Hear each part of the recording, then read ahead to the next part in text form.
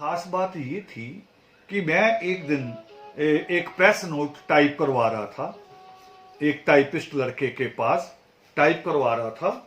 तो वो लड़का बिहार का ब्राह्मण था, झा, और टाइप कर रहा था। तो सारा प्रेस नोट तो टाइप किया उसने, मगर जब लास्ट आया उसमें नाम लिखवाने थे कि आज की मीटिंग में कौन कौन लोग शामिल हुए, तो वो जब नाम लिखवाने शुरू किए, दैत्या, दानव, देवांतक, नरांतक, राक्षस, भील, द्राविड़, नागवंशी, जब सारे नाम लिखवाने शुरू किए, वो थोड़े से नाम लिख के बैठ गया और यूं सिर घुमा कर रहा, और उस चोटी भी रखी हुई थी उसने, और मुझे कह रहा है ये क्या कैसे नाम है। तो मैंने कहा ये हमारे नाम है, हम रखते हैं। कह रहा मैंने तो पहली बार देखा ऐसे नाम, मैंने बीए किया है और यहां आके भी मुझे पंजाब में कितने समा हो गया काम करते हुए, और ये नाम तो मैंने पहली बार देखे। और मैंने कहा क्यों, आपको अजीब क्यों लगा? कह रहा इनको तो बुरा मानते हैं। तो मैंने कहा बुरा क्यों मानते हैं? तो बुरा क्यों मानते के लिए किसी के पास जवाब नहीं है। देखिए, बुरा क्यों मानते हैं कि रावण को बुरा इसलिए कहेंगे कि मां सीता उसके पास पवित्र रही, इसलिए बुरा कहेंगे। महात्मा रावण को इसलिए बुरा कहेंगे कि उन्होंने कहा कि यज्ञ में बलि नहीं दी जाएगी, ये गलत है। महात्मा रावण को बुरा इसलिए कहेंगे कि उन्होंने कहा कि यज्ञ करके वातावरण को दूषित मत करो। महात्मा रावण को इसलिए बुरा कहेंगे कि उन्होंने कहा कि ये जो आप इतना अनाज, इतना ड्राई फ्रूट, इतना देसी घी आप खराब करते हैं, ये संपदा है, किसी भी समय अकाल पड़ जाए, अगर बारिश ना आए तो हमें ये अन्न के भंडार रखने चाहिए, इसलिए उनको बुरा कहेंगे। या महात्मा रावण को इसलिए बुरा कहेंगे कि वो संगीत के बहुत बड़े, इतने बड़े संगीतज्ञ थे कि वीणा तो वो बजाते थे, वीणा बजाया करते थे वो, मगर संगीतकारों में एक तरीका होता है, संगीत में 3 ग्राम आते हैं, मध्यम ग्राम आता है, बिल्कुल निम्न ग्राम आता है, ऊपर का ग्राम आता है ऊपर जाने का। 3 ग्रामों में तो 2 ग्राम इस्तेमाल होते हैं जब कोई भी गाता या बजाता है, मगर महात्मा रावण एक समय में 3 ग्रामों का इस्तेमाल करते थे, 3 ग्रामों का।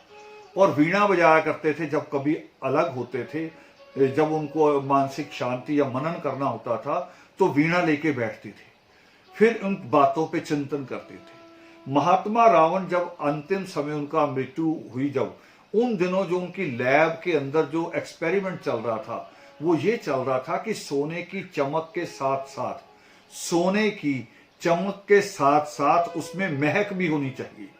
क्या इसलिए गलत कहेंगे? और एक एक्सपेरिमेंट महात्मा रावण की लैब में लास्ट समय में ये चल रहा था, ये सारा कुछ दस्तावेजी है जो मैं कह रहा हूं, प्रमाणिक है जो मैं कह रहा हूं, और ये पेरियार के लिखे में नहीं मिलेगा, ये ललई सिंह यादव की लिखी सच्ची रामायण में नहीं मिलेगा, ये जो मैं बात कह रहा हूं ये वाल्मीकि रामायण में मिलेगा, मूल वाल्मीकि रामायण में। या महात्मा रावण को इसलिए कहेंगे कि महात्मा रावण एक इतना बड़ा एक्सपेरिमेंट कर रहे थे जो अब जाके हुआ, इस आधुनिक युग में जाके हुआ। वो पावर पैदा कर रहे थे, विद्युत, बिजली, और बिजली पैदा कैसे करनी है और उसके संचालन, कंडक्टिविटी उसकी कैसे होगी, वो आगे कैसे बढ़ेगी, ये उनकी लैब के अंतिम जो शोध चल रहे थे। अगर वो जिंदा रहते तो उस वक्त ये शोध हो गए होते, और आज दुनिया और एडवांस होती। दुनिया, मैं आपका केवल भारत नहीं कह रहा, पूरी दुनिया और एडवांस होती। तो महात्मा रावण को इसलिए बुरा कहेंगे। मैंने उस बच्चे से पूछा बुरा कैसे? अब वो बुरा कहने के लिए कुछ नहीं है, और सीता को ले गए, सीता को ले गए। वे सीता को ले गए, मगर सीता आई कैसी? आई तो पूरी पवित्र। अहल्या तो कहीं भी नहीं गई थी, अहल्या तो अपने घर थी, मगर अपने घर बैठे बैठे उसने अपनी इज्जत लुटवा ली। और उसकी इज्जत लूटने वाले को आज भी आप देवराज कहो, उसको देवताओं का राजा कहो, और उत्तराखंड की भूमि पे जगह जगह लिख के लगाओ, देवभूमि में आपका स्वागत है। औरतों को अगर अहल्या याद आ जाए तो ऐसी भूमियों पे जाना बंद कर देंगी, अगर अहल्या याद आ जाए तो। वो क्या क्या कारण है कि महात्मा रावण को या जो और भी हमारे राजा होंगे उनको बुरा कहा जाए? बुरा कहने का एक ही कारण है, एक ही कारण है कि बस वो अलग हैं और हार गए, और जीतने वालों ने बुरा इतिहास उनका लिखा, अपने आप को अच्छा लिखा। एक बात और जोड़ के चल रहा हूं, जिसको आने वाले दिनों में किताब हम लिखे जा रहे हैं, वाल्मीकि के रावण। उस किताब में हमने एक मूल बात लिखनी है कि पूरी रामायण पढ़ी, पूरी रामायण, जितने लोग भी कथा करते हैं रामायण की, मुरारी बापू जैसे लोग भी दोबारा से अपनी कथा को देखें और समझें, पूरी रामायण देखें कि एक तरफ रघुकुल परिवार है, रघुकुल परिवार, और एक तरफ सुमाली का परिवार है, पुलस्त्या का परिवार है, जो महात्मा रावण वाला है। वो जो रघुकुल परिवार है उसमें केवल क्या होता है, तीर चलता है, कभी श्रवण को लगता है, तीर चलता है, कभी स्वर्ण मृग को लगता है। मगर जो दूसरा परिवार है महात्मा रावण का, पुलस्त्या का, जो सुमाली का परिवार है, वहां क्या है, वो जो परिवार है सुमाली का परिवार, महात्मा रावण का परिवार, वहां केवल तीर नहीं चलता, वहां संगीत भी चलता है, वहां पूजा पाठ भी चलता है। ये इतना बड़ा इतिहास है हमारा, और इस बात का जिक्र हनुमान, पढ़िए दोबारा रामायण को देखना, वहां जब हनुमान वापस आता है लंका से सीता को मिलने के बाद, और राम को क्या बताता है, वो कहता है कि जब मैं पहुंचा लंका के किनारे तो रात हो गई थी, फिर वहीं पत्थरों की ओट में मैं सो गया छुप के, और मेरी आंख तब खुली सुबह जब लोगों के घरों से अगरबत्ती की खुशबू आई और उनके घरों से नित्य नेम के श्लोकों की आवाज आनी शुरू हुई।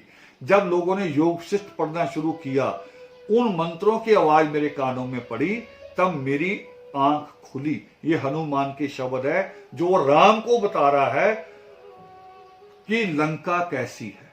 अब देखिए लंका कैसी है, वहां लोग सुबह उठ के पूजा पाठ करते थे, ईश्वर का नाम लेते थे, उसकी शिक्षाओं की बात करते थे, धूप अगरबत्ती लगाते थे, फिर उनको बुरा कहेंगे।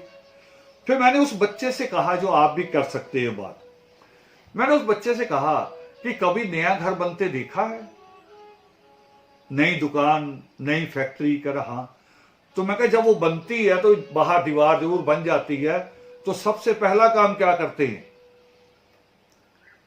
कह रहा ये एक मुखौटा टांग देते हैं कि इसको नजर ना लगे। तो मैंने कहा वो मुखौटा किसका होता है, वो मुखौटा किसका होता है, कह रहा राक्षस का। देखो मैंने कहा तुम्हें यहीं से सोचना चाहिए कि राक्षस के मुखौटे में इतनी ताकत है कि उसको अगर टांग दे तो बुरी नजर नहीं लगेगी। राक्षस का मुखौटा, राक्षस का असली चेहरा नहीं है, मुखौटा है प्लास्टिक का, लोहे का तैयार किया हुआ। उसी में इतनी ताकत है कि बुरी नजर टकराएगी नहीं, है ना। कौन सी वेव बोलते हैं आप उसको, है ना, जो बुरी तरंगे जो होती हैं, जो शरीर को भी दूषित करती है, आत्मा को भी दूषित करती हैं, वो आएंगी नहीं। तो फिर अगर उसके मुखौटे में इतनी ताकत है तो स्वयं राक्षसों में कितनी ताकत रही होगी, उनका चरित्र कितना बड़ा रहा होगा कि उनके मुखौटे में इतने गुण आ गए कि बुरी नजर उधर को आएगी नहीं।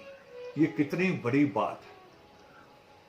तो जिनको आप देवता कहते हैं उनकी बुरी नजर गौतम ऋषि के घर के अंदर तक चले जाती है, उनकी नजर अंदर तक, बाहर नहीं, अंदर तक चले जाती है। ये इतना फर्क है हमारे उस संस्कृति में। तो आप कैसे बुरा कहेंगे महात्मा रावण को, किन शब्दों में, किस कारण बुरा कहेंगे? कि वो स्वाभिमान के लिए लड़ा। महात्मा रावण ने ये कि उसने अपने बेटे को सिखाया कि जब कोई घायल हो जाए तो उसके ऊपर हाथ नहीं उठाना, इसलिए बुरा कहेंगे। महात्मा रावण जब मकराक्ष के साथ लड़ने के लिए गए तो उनके पास रथ था, मकराक्ष के पास रथ नहीं था। महात्मा रावण भी रथ से नीचे उतर गए और मकराक्ष ने पूछा लड़ने से कैसे पहले नीचे क्यों उतर गए? वो कह रहे क्योंकि तुम्हारे पास रथ नहीं है, बराबर होकर लड़ना, ये अवसर देना जरूरी है, नहीं तो युद्ध जीतने का मतलब होगा छल से जीत लिया। ये जो जिसके पास इतना बड़ा धर्म हो, जिसके स्वभाव में, उसको बुरा कहेंगे। ये धर्म समाज के आंदोलन का हिस्सा होना चाहिए था, रखा गया था, मगर धीरे धीरे धर्म समाज बिगड़ गया। रखा गया था, मैंने कहा कि मैंने 1980 में जो सुना, शाही मोहल्ला में जाके जो जगदीश नाहर के घर जाके जो पहला सत्संग सुना, जहां प्रभु ऋषिनाथ रत्नाकर बोल रहे थे, तो वहां पर वो महामुनि शंभू की हत्या की बात कर रहे थे। फिर उन्होंने जो आगे दूसरे घर में जाके सत्संग किया, उस घर में उन्होंने जो मुझे बसंतलाल नाहर के घर में जाके जो सत्संग किया, वहां पर उन्होंने महात्मा रावण की बात की। तो ये बात ये धर्म समाज का था, जो जिस संस्कृति को भी हमने साथ में जिंदा रखना है। मगर हुआ क्या? हुआ ये कि धर्म समाज धीरे धीरे भटक गया, धीरे धीरे भटक गया। उसमें मैं भी एक कारण रहा हो सकता हूं, और मैं देखता भी हूं। मैंने भी कहीं कहीं जल्दबाजियां की, जहां मैंने जल्दबाजियां की कि मैंने इन साथियों को जोड़ना है जल्दी, बाद में पता चला कि मुझे उन साथियों को जोड़ना ही दुखदाई हो गया। उन साथियों को जोड़ा लालच में कि इससे पूरी संगठन को, विचारधारा को ताकत मिलेगी, मगर मैं पहले उनको पूरा विचार से तैयार नहीं कर पाया। जोड़ लिया, मगर बाद में क्या हुआ कि उन लोगों ने आके जो उनके अंदर दिमाग में पहला एजेंडा था, वो उस एजेंडे पे चलना शुरू हो गए। बाहर से मुझे वो दिखाना शुरू लगे कि हम धर्म समाजी हैं, मगर अंदर का उनका एजेंडा जो दूसरा था कि हमें चौधर करनी है, हमें प्रधान बनना है, हमें सेक्रेटरी बनना है, हमें यूनियन बनानी है, वो धीरे धीरे उस पर चल पड़े। मगर मैंने एक काम जरूर किया कि मैंने गलतियां जरूर की है, और गलती वो होगी क्योंकि किसी को चुनते वक्त हमारे पास अभी तक ऐसा कोई स्कैन नहीं बना है ना। जैसे एक्सरे होता है, ईसीजी होती है, या और कुछ भी जो अल्ट्रासाउंड होता है, या कोई थर्मामीटर भी मान लें, कोई ऐसी चीज नहीं बनी है कि किसी के अंदर लगा के हम देख लें कि ये ठीक है या गलत है। ये नहीं बना है। अभी तक हम किसी के मन को नहीं जान सकते कि मन क्या रहेगा, वो कब बदल जाएगा, कब उसका मन दूसरी तरह से सोचना शुरू कर देगा, पता नहीं होता। मगर एक बात जरूर मैंने की है कि जब मुझे लगा कि ये लोग, या चाहे वो बड़ा समूह भी रहा हो, कि ये हमारी विचारधारा से जुड़कर नहीं चल रही है, कहीं हमारी विचारधारा को नुकसान है, तो मैंने उनसे किनारा कर लिया। मैंने ये लालच छोड़ दिया कि ये इनकी संख्या 10 है और 10 ना टूट जाए। मैंने ये लालच नहीं किया। मैंने ये लालच भी नहीं किया कि इनके पास बड़ी बड़ी गाड़ियां आ गई हैं, इनके बंगले बड़े बन गए हैं, इनकी पहुंच बड़ी हो गई है। मैंने ये लालच भी नहीं किया, क्योंकि मुझे पता है कि बड़ी गाड़ियां, बड़े बंगलों का ज्यादा महत्व नहीं होता है। जो ये तो थोड़ी सी चमक होती है, थोड़ी देर आंख को, जैसे पहले बाहर जाते हम तो आंख को बाहर की रोशनी एकदम पड़ती है, तो थोड़ी देर के लिए वो आंखों को बंद करना पड़ता है हमें, शॉकिंग होते हैं थोड़ी देर, मगर उसके बाद फिर आंखें उसका सामना करने के लिए तैयार हो जाती है, तो उसको समझने के लिए भी तैयार हो जाती है। एकदम रोशनी में जाने में सब कुछ दिखाई नहीं देता, मगर थोड़ी देर बाद आंखें एडजस्ट हो जाती, सब देखने लग पड़ती है। तो ये थोड़ी देर की चमक होती है, गाड़ियां, पैसा, बंगला, तो ये ज्यादा प्रभावित नहीं करती, वो थोड़ी देर के लिए प्रभाव करती है। कबीर साहब के पास कोई गाड़ी बंगला नहीं था। बाबा साहब भीमराव अंबेडकर, जिन्होंने इतनी डिग्रियां ली, उन्होंने कोई बंगले नहीं बनाए, आज जिन बंगलों में वो रहे, सरकारी बंगलों में, उनको यादगार बनाया। बाबा साहब अम्बेडकर ने कोई बंगला खरीदा नहीं उन्होंने, कोई बंगला बनाया नहीं उन्होंने कोई बैंक बैलेंस नहीं बनाया। मगर हमारा सिर किसके आगे झुकता है? हमारा सिर झुकता है कबीर से के आगे और बाबा साहब अम्बेडकर के आगे। और जिनके पास पैसा रहा होगा उस समय, उनके आगे नहीं झुकता। तो पैसा कोई बड़ी चीज नहीं। मैंने ये गलती नहीं की कि मैंने ये ऐसा लालच नहीं किया, मैंने उसी वक्त त्याग दिया। पुरुषार्थी जी सुन रहे होंगे, उनको याद होगा कि उनके शहर से एक ऑफर आई थी मुझे, करनाल से ऑफर आई थी कि जैसे कथा रावण साहब बोलते हैं तो हम आसाराम की कथा बंद करा देंगे और रावण साहब को बुलाना शुरू कर देंगे, और साथ में अभी वो आदमी भी जिंदा हैं जिसने ये कही पुरुषार्थी जी को। वो डॉक्टर है, उसने कहा था कि 2 लाख का चेक मंच पर चढ़ने से पहले दे दिया करेंगे, चाहे ड्राफ्ट के तो ड्राफ्ट दे दिया करेंगे, मगर वो रावण शब्द अपने नाम से हटा दें और एक कट्टरता की बात करनी बंद कर दी। तो मैंने उसे भी नहीं चुना, क्योंकि मैंने मोमबत्ती पे हाथ रख के दीक्षा ली थी। मुझे उन चीजों के प्रति ईमानदार रहना था कि अगर मैं अपने परिवार को संतुष्ट नहीं कर पाया, मैं अपने परिवार को नहीं दे पाया खुशियां, कई बार उनकी खुशियों में शामिल भी नहीं होता हूं, उनके साथ नहीं होता हूं, तो जहां मैंने अपना जीवन लगाया अगर मैं वहां भी ईमानदार ना रहा तो मेरी मृत्यु तो बड़ी कष्टदायी हो जाएगी। मेरे लिए तो आखिरी सांस जो लेनी होगी, आखिरी सांस, वो दुखदायी होगी। आंखों में आंसू निकल आएंगे कि मैं तो कहीं भी पूरा नहीं रहा, दोनों जगह ईमानदार नहीं रहा। इसलिए ये जरूरी था। और यही बात मैं चाहता हूं कि धर्म समाज के लोग, धर्म समाज की बाकी लहरों के भी लोग, धर्म समाज जो हम चला रहे हैं आदि धर्म समाज, वो भी जो धर्म समाज की और लहरें बनी हुई हैं, उनसे भी मेरी यही प्रार्थना है, मेरा आग्रह है कि एक एक बार अपनी आत्मा से पूछे कि वो आए क्यों थे, इन संगठनों से जुड़े क्यों थे और करना क्या चाहते हैं, करना क्या चाहते हैं। इस पे ऊपर तो एक कड़वी बात और बता दूं कि ये जो आज धर्म समाज का एक छोटा सा आदर्श का, खास तौर पे आदर्श का एक नया छोटा सा कार्यकर्ता भी, जिसको जुड़े हुए अभी महीना भी नहीं हुआ होता, उसको भी जब कोई पूछता ना आदर्श क्या है, तो वो एकदम बोलता है कि आदर्श 3 चीजों पे काम कर रही है, अंधविश्वास, नशाखोरी, अनपढ़ता खत्म करेगी, ये है आदर्श। इसलिए आदर्श बनाई है हमने। आदर्श जो केवल सृष्टिकर्ता वाल्मीकि दयावान में और उनकी शिक्षाओं में, पावन योग शिष्ट में विश्वास रखती है, ये है आदर्श। ये एजेंडा भी धर्म समाज जब बनाए गए, ये इतनी सी छोटी सी बात भी तय नहीं थी, इतनी छोटी सी बात भी तय नहीं की गई थी। इसको भी हमने बाद में तय किया भी आखिर हमारे मोटो क्या होंगे, हमारे लेटर पैड पे क्या लिखा जाएगा, हमारे पोस्टरों में क्या लिखा जाएगा, हमें लोग किस विचारधारा, अगर एक लाइन में कहना चाहें तो उसको किस तरह से कहेंगे। एक लाइन में संगठन का मूल क्या है, संगठन का मूल विचार, संगठन का लास्ट एम, ऑब्जेक्ट क्या है, तो वो है द्राविड़ अस्तित्व की सम्मानजनक स्वीकृति। हमारे धर्म की शिक्षा हमारे लिए क्या है, एक लाइन में अगर कहना चाहें तो हर पोस्टर के ऊपर लिखा होता है पुरुषार्थ ही दैव है। हमारा धर्म ये है जो सृष्टिकर्ता वाल्मीकि दयावान कहते हैं।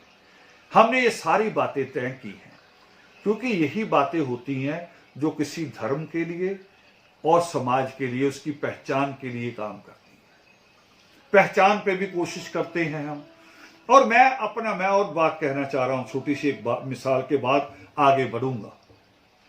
मैंने एक और बात जोड़ी साथ में, मिसाल दे रहा हूं कि मुझे एक बार हरियाणा की रथ यात्रा थी हमारी, जो लगभग 60 दिन चली थी।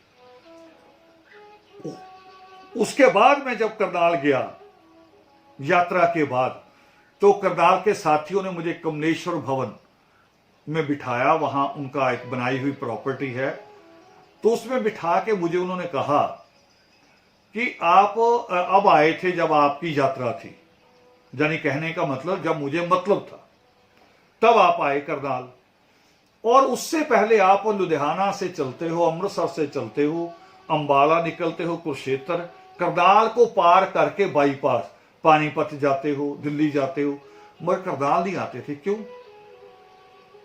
अब मैं पूरी धर्मसमाजी लहरों को दोबारा कह रहा हूं, सारे लोगों से जो धर्म समाज से, कई धर्म समाज कहलाते हैं, कई धर्म समाज नहीं भी कहलाते, उन्होंने शिक्षा से जुड़े हुए संगठन बना लिए, मगर है धर्म समाज की लहरें। कई धर्म समाज में ऐसे लोग भी आए हैं जिन्होंने एक हफ्ता पहले दीक्षा ली है और एक हफ्ते बाद एक सेना बना ली, मगर मैं उनको फिर भी जुड़े हुए मान रहा हूं और उनको भी कह रहा हूं मेरी बात को, इसको सुने जो जवाब मैंने करनाल में दिया। मैंने करनाल के साथियों से कहा कि करनाल की सूचना मुझे यह थी कि करनाल में आप लोग बहुत अच्छा काम कर रहे हैं, बहुत अच्छा काम आप करनाल में कर रहे हैं। आपने करनाल में कमलेश्वर भवन जहां हम बैठे थे, यह जगह आपने ली है, और वाल्मीकि प्रगट दिवस में करनाल के लोग बहुत बड़ी शोभा यात्रा निकालते हैं, और उसी कमलेश्वर भवन में हाथ की बनी हुई, उस वक्त तो फ्लैक्स नहीं होती थी, हाथ की बनी हुई बड़ी बड़ी पेंटिंग रखी हुई थी परमात्मा की, और हमारे से रिलेटेड जो इतिहास है। तो मैंने कहा ये सारी आपकी शोभा यात्रा में लगती है, आपकी अच्छी टीम है, पूरा शहर आपकी शोभा यात्रा में शामिल होता है। अब मैं आऊंगा तो क्या करूंगा? मैं आऊंगा तो आपने का अलग संगठन है, मैं आऊंगा तो मैं अलग 4 मेंबर बनाऊंगा जो मेरे संगठन से जुड़े। परिणाम क्या होगा? अगली बार हो सकता आपकी शोभा यात्राएं 2 हो जाए, ना हो, मान लो जिन लोगों को मैं खड़ा करके जाऊं वो सक्षम ना हूं, आप पहले से निकाल रहे हैं, मगर वो इतने तो हो जाएंगे कि वो आपके विरोधी हो जाएंगे। यानी अभी आपकी सबके साथ जय वाल्मीकि है, जब मैं एक अलग यहां मेंबर बना दूंगा, प्रधान सेक्रेटरी बना दूंगा, तो आप लोगों की आपस की जय वाल्मीकि भी बंद हो जाएगी। फिर मैंने प्रचार क्या किया, फिर मैंने कौन सा धर्म आगे बढ़ाया? यह जवाब मुझे अपनी आत्मा को तो देना होगा, और यह मैं नहीं कर सकता। इसलिए मैं आता हूं और बाईपास आगे निकल जाता हूं, करनाल को नहीं छेड़ता। मगर जानते उसके बाद परिणाम क्या आया? उसके बाद परिणाम यह आया कि वो लोग भी एक धर्म समाज थे, उन्होंने बैठ के फैसला लिया कि अब हमें अलग नहीं रहना, अब हमें अलग नहीं रहना, हमें जो रावण जी जिस मूवमेंट को चला रहे हैं उसके साथ जुड़ के काम करना है। और जब उन्होंने उसी कमलेश्वर भवन में मीटिंग ली, मैं नहीं था, आपस में मीटिंग की, तो एक साथी ने केवल विरोध किया, एक साथी ने जो उनमें सबसे ज्यादा पढ़ा लिखा था, उसने विरोध किया। और क्या शब्द में विरोध किया? उसे पूछा विरोध क्यों, गलती क्या रावण की? वो कह रहे जी गलती ये है कि रावण 12 महीने 30 दिन के प्रोग्राम बना के रखता है, वो बैठने नहीं देता मेंबरों को, अपने साथियों को, खुद भी भागे रहता है, दूसरों को भी भगाए रखता है, तो ये थोड़ा सा मुश्किल है। तो इस पे बाकी सारे साथी हंसे, वो कह रहे ये कोई बुराई थोड़ी है, ये तो एक अच्छी बात है, बाकी इच्छा आपकी वॉलंटियरी काम करना है, आप कितना काम कर सकते हैं, कितना सहयोग कर सकते हैं, ये आपने चुनना है, ये आपने चुनना है, आप कितना सहयोग दे सकते हैं। तो उन्होंने कहा कि नहीं, अब हमें फैसला यही लेना चाहिए कि हम उनके साथ जुड़ेंगे, उन्हीं बातों को लेके हम आगे बढ़ेंगे। तो आज अगर 24 मई की बात मैं करूं, तो आज हम ये सोचें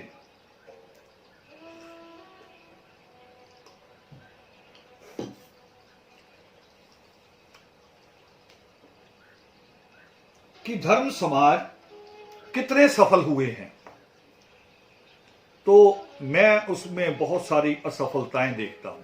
सफलताएं तो अपनी हर कोई तारीफ कर लेता है, मैं भी कर लूंगा बहुत सारी तारीफें कि हमने ये कर दिया, हमने वो कर दिया, मगर बहुत सारी चीजें ऐसी देखने को मिल रही हैं जो धर्म समाज के नाम से लोग जुड़े हैं, मगर पत्नियां शनि के मंदिर में खड़ी होती हैं, और आदमी को कहो कि ये क्या है, वो कह रहा जी पत्नी से अब झगड़ा कैसे करूं, आदमी पदाधिकारी है धर्म समाज का और अच्छा बड़ा पदाधिकारी है, और औरत गुटखा पढ़ रही है किसी और का, हमारा नितनेम नहीं कर रही, आदि धर्म समाज का नितनेम नहीं कर रही, या उन्होंने भी जो छापा है उसको भी नहीं पढ़ रही, कोई और ही गुटखा पढ़ रही है। धर्म समाज के एक पद होता था मुख्य संचालक, कुछ पद उससे भी ऊपर चले गए, फिर बना लिए और, क्योंकि लालच बढ़ता जाता है, इससे भी ऊपर, इससे भी ऊपर, इससे भी ऊपर।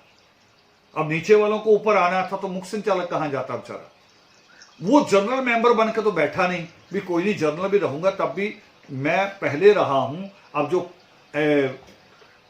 पूर्व प्रधानमंत्री होते हैं क्या उनकी रिस्पेक्ट नहीं होती, या उनके लिए कोई पद क्रिएट कर दिया जाए पूर्व राष्ट्रपति के लिए? तो धर्म समाजों ने उनके भी पद पैदा कर लिए, भी नया आएगा उसको पीछे से उनको लाएंगे, इनको और आगे बढ़ाएंगे। तो जो मुख्य संचालक के भी ऊपर पद बने, उनमें से एक साथी मुझे आके कह रहा है कि जी ये जो कहते हैं 1931 तक वाल्मीकि नाम नहीं था है, तो इसका फिर क्या जवाब दे? मुझे बड़ी शर्म आई, मैंने सोचा क्या कहूं इसे। मैंने कहा आप तो मुख्य संचालक से भी ऊपर के पद के हैं ना, आपको तो बड़ा पद माना जाता है, और आप ये बात कहें। मैं कहा जब बाबा साहब अम्बेडकर का जन्म हुआ तो 1931 की बात कर रहे हैं, हमारे पास 1891 यानी 1891 की जनगणना में भी वाल्मीकि शब्द है हमारे पास। और उससे पीछे चले जाओ, रविदास जी के श्लोक में वाल्मीकि नाम है, कबीर साहब के श्लोक में वाल्मीकि नाम है, और जनगणना में आंकड़े ही नहीं है केवल कि इतने लाख लोगों ने वाल्मीकि लिखवाया अपने आप को, हर स्टेट वाइज है। पंजाब में कितने लोगों ने लिखवाया, हरियाणा में, हरियाणा तो नहीं था, यूपी में कितने लोगों ने लिखवाया, दिल्ली में कितने लोगों ने लिखवाया। ये एक दूसरा और है हमारे पास कि जनगणना का एक कमिश्नर होता है, और वो उस वक्त का आईसीएस, अब उसको कहते आईएएस, आईसीएस अधिकारी होता था अंग्रेज। वो फिर अपनी टिप्पणी लिखता था, उसकी एक भूमिका लिखता था पूरे गजट की, तो उसकी भूमिका में भी वाल्मीकि शब्द है, और उसकी भूमिका में वो शब्द भी हमें मिला है जो मैंने पहले लिखा अपनी किताब में। जो मैंने किताब जो लिखी थी, अंबेडकर से विमुख सफाई कामगार समाज, उसमें मैंने लिखा था कि लाल बेग गलती से पढ़ा गया शब्द है, लिखा हुआ उर्दू में वाल्मीकि ही था, और वाल्मीकि लिखो या लाल बेग लिखो थोड़ा सा फर्क है। अगर आदमी थोड़ी सी शाही इधर उधर हो जाए या गीला हाथ लग जाए तो दोनों को उल्ट पुल्ट पढ़ सकते हो, लाल बेग को वाल्मीकि पढ़ सकते हो, वाल्मीकि को लाल बेग पढ़ सकते हो। और ये बात अंग्रेज कमिश्नर ने अपनी गजट में लिखा है कि लाल बेग और वाल्मीकि सेम थिंग, एक ही चीज है। तो ये धर्म समाज के लोग पद लेते चले गए, विचार नहीं लिए, कैडर नहीं लिया। विचारधारा थी धर्म समाज, तो एक विचारधारा किताबों से जुड़ी हुई, इतिहास से जुड़ी, इतिहास की बड़ी बड़ी किताबों से, ग्रंथों से जुड़ी हुई, और जिसको आगे चल के वो जो मैंने मां का जिक्र किया, जिसके सिर की कंडिया से मैला चौके उसके मुंह तक आ जाता होगा, उस मां को बदलने तक का संघर्ष था धर्म समाज। तो धर्म समाज को समझा नहीं लोगों ने। धर्म समाज के लोग गलत शब्द बोलते हैं। और मैंने पिछले साल, मैंने कहा ना, मैंने कभी भी कंप्रोमाइज नहीं किया। पिछले साल मुझे एक फोटो भेजी किसी ने, जिसने भेजी बाद में पता चला कि वो शातिर भी आदमी भी उसी में षड्यंत्र में शामिल था, मगर मैं थोड़ी गलती कर गया उसमें, और मैं जल्दी गलती मानता हूं। उसने मुझे फोटो भेजी कि एक बालकनाथ के उसमें क्या कहते उसको, पता नहीं क्या था, जागरण या कुछ भी जो बोलते हैं, उसमें एक धर्म समाजी जिसने पहले दीक्षा ली थी, ये माला पहनी थी जिसने, वो वहां इसको हटा के बालकनाथ का लॉकेट पहन के बैठा। हालांकि मेरे साथ बड़ा अच्छा बिहेव था उसका, और मुझे लेके वो चिंतित भी रहता था। कभी कभी मेरे साथ जाता था भीड़ में तो पूरा मुझे पीछे से बॉडीगार्ड की तरह मुझे एकदम शैडो देता था। मगर जब मुझे वो मैंने देखा उस रूम में तो मुझे और गुस्सा आया, मुझे ज्यादा गुस्सा आया कि जो मेरे इतने करीब रहता था परछाई की तरह, उसको तो ये गलती नहीं करनी चाहिए। जो दूर रहता हो वो मेरी विचारधारा से दूर, वो करे तो कोई बात नहीं। मैंने उसी वक्त जो फेसबुक पे मैं आर्टिकल लिखता हूं, मैंने उसी वक्त फेसबुक पे आर्टिकल लिखा और लिखा उसमें फिर मैंने उस पर लिख दिया कि मैं इनको श्रद्धांजलि दूं या तिलांजलि, या इनको त्याग दूं। शायद लानत भी लिख दिया मैंने।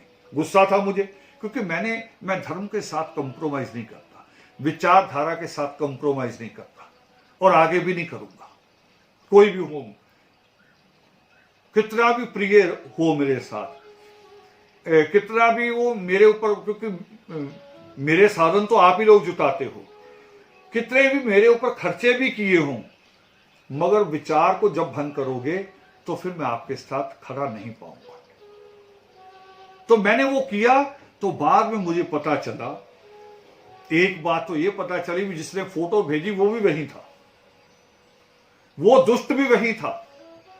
और दूसरी बात और जो पता चली वो मुझे बताई गई कि जिन्होंने कराया था ये जागरण, वो करे आपसे तो नहीं, आप तो उनको नहीं जानते, मगर वो दूसरे धर्म समाज से, उन्होंने भी दीक्षा ली हुई थी प्रभु जी से, जिन्होंने बालकनाथ का जागरण करवाया, चाला लेके जाते हैं। ये तो धर्म समाज नहीं है।